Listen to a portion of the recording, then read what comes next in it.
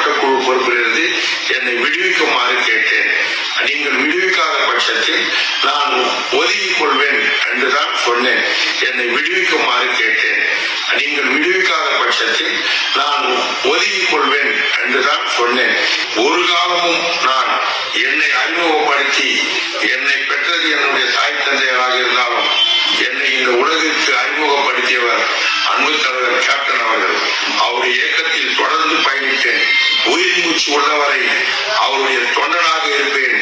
நேற்றைய தினம் இந்த கடிதம் கொடுக்கும்போது ஒரு சிறு கருத்தை நான் தெரிவித்தேன். உயர்மட்ட குழு பொறுப்பிலிருந்து என்னை விடுவிக்குமாறு கேட்டேன்.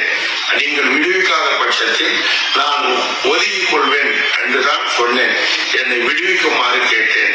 நீங்கள் விடுவிக்காத பட்சத்தில் நான் ஒதுங்கிக் கொள்வேன் என்றுதான் சொன்னேன். ஒரு காலமும் நான் என்னை அறிமுகப்படுத்தி என்னை பெற்றது என்னுடைய தாய் தந்தையராக இருந்தாலும் என்னை இந்த உலகிற்கு அறிமுகப்படுத்தியவர் அன்பு தலைவர் கேப்டன் அவர்கள். அவருடைய இயக்கத்தில் தொடர்ந்து பயணித்தேன். உயிர் மூச்சு உள்ளவரை அவருடைய தொண்டனாக இருப்பேன்.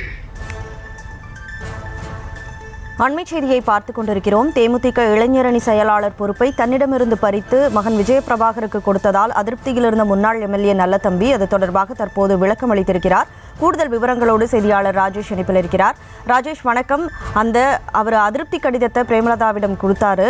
அதில் என்ன சொல்லப்பட்டிருந்தது? தற்போது விளக்கமாக ஒரு வீடியோவை வெளியிட்டிருக்காரு. அதில் என்ன சொல்லியிருக்காரு? முழு விவரம் என்ன?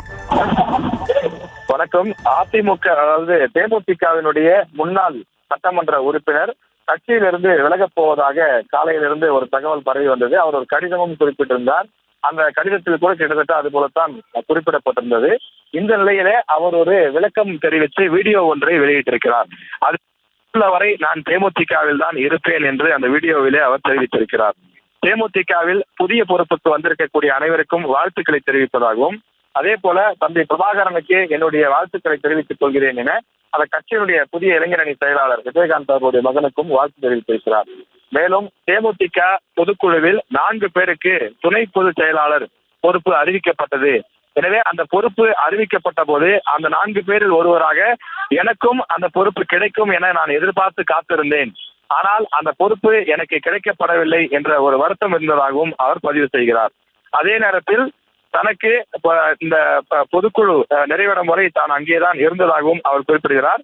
தனக்கு பொதுக்குழு உறுப்பினர் என்ற அதாவது உயர்மட்ட குழு உறுப்பினர் என்ற ஒரு பொறுப்பு கொடுக்கப்பட்டதாகவும் ஆனால் அந்த பொறுப்பில் தனக்கு விருப்பம் இல்லை என்றும் அதனால் தலைமையை சந்தித்து தான் ஒரு கடிதம் கொடுத்ததாகவும் உயர்மட்ட குழு உறுப்பினர் பொறுப்பிலிருந்து என்னை விடுவித்து விடுங்கள், இல்லை என்றால் நானாகவே விலகி விடுவேன் என்று அவர் கூறியதாகவும் இந்த வீடியோவிலும் குறிப்பிட்டிருக்கிறார்.